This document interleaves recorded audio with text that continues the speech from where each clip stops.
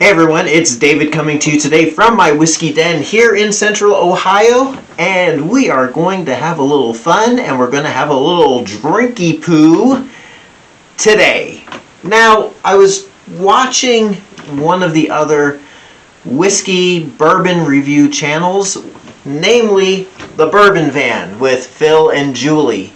And Phil and Julie recently did a little trip down to Kentucky, and they visited a few of the distilleries my wife and I visited a few weeks ago, one of which being Willett Distillers in beautiful Bardstown, Kentucky.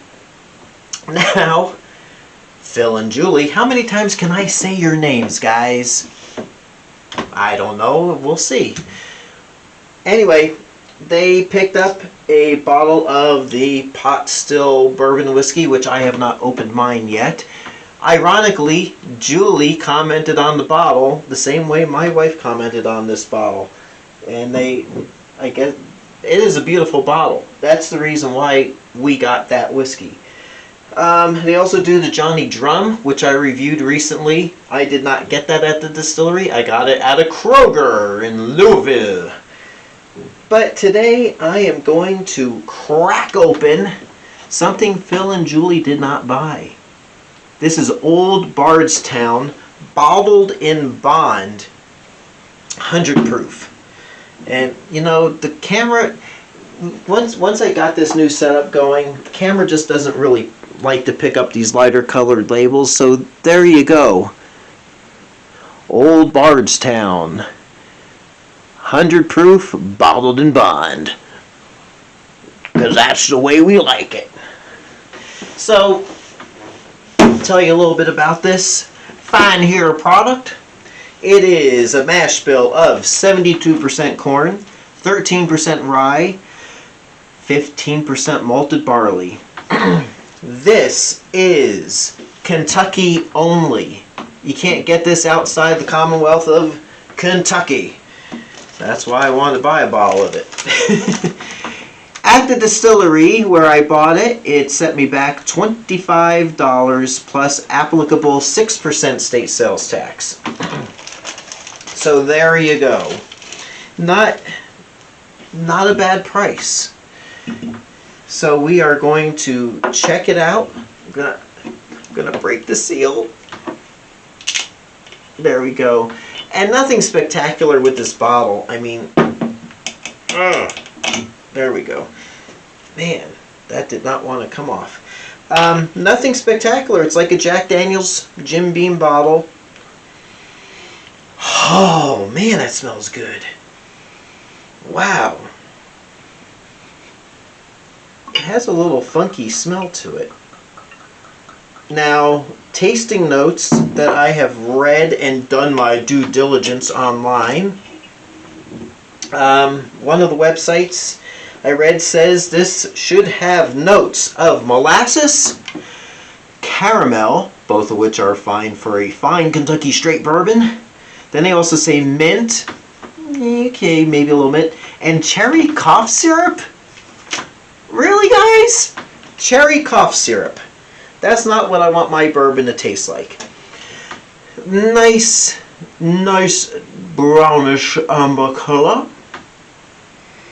It does smell really nice. It does have a little, like I said, some sort of funky smell to it. But Phil and Julie, here's to you.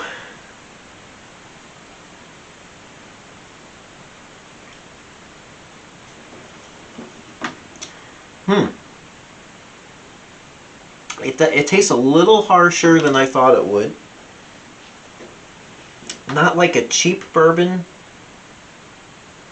Has a little bit of a smoky, you know, all you other professional reviewers that know what you're talking about, I think I'm starting to get what you're saying. I don't taste any cherry cough syrup though.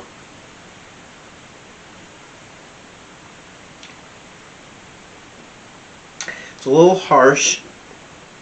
It's got a little burn on it. A little harsher than I thought it would be. but it is nice. It's a nice, hearty, manly bourbon. I gotta say, it does, you know, where is it? There it is. You may have seen me review this one. I do want to do a little side-by-side. This is from 1979, Jim Beam 100 proof bottled in bond. And I cracked this one open a few weeks ago. I did a video on it. I reviewed it. I want to see how it compares.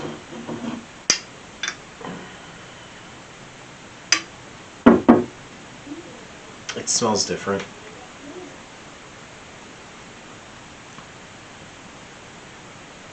The Jim Beam has a bit smoother flavor to it. But, oh, that Old Bardstown has a bite. It's got quite the bite to it. And it does have, I wouldn't say cherry cough syrup. It has that evaporated thing, like, you know, when you, I hate saying this, when you drink NyQuil, it doesn't taste like NyQuil, but when it kind of does its duty,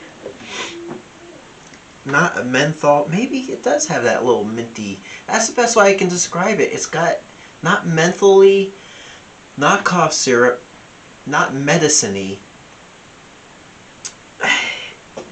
It's like this wafty type of smoky, tobacco-y type of deal going on.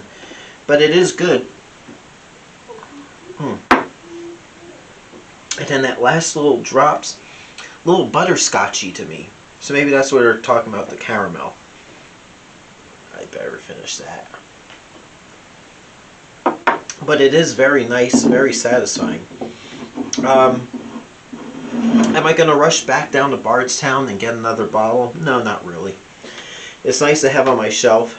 It's nice when you can get stuff that is exclusive to a certain area. In this case, exclusive to Kentucky.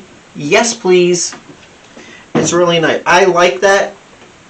And that will grace my shelf right there. I might get another bottle next time we're down there just to have it. But it's not one of my must-haves. So there you go. So there you have it. Till next time, this is David coming to you from my whiskey den here in Ohio. And a shout out once again to Phil and Julie from the Bourbon Van. I'm really enjoying their channel. But make sure you watch my videos too. Subscribe to them, subscribe to me. And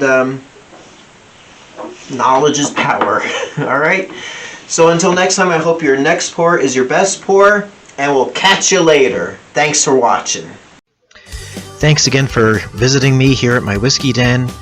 Please subscribe to my channel, and we'll be enjoying our next visit together soon.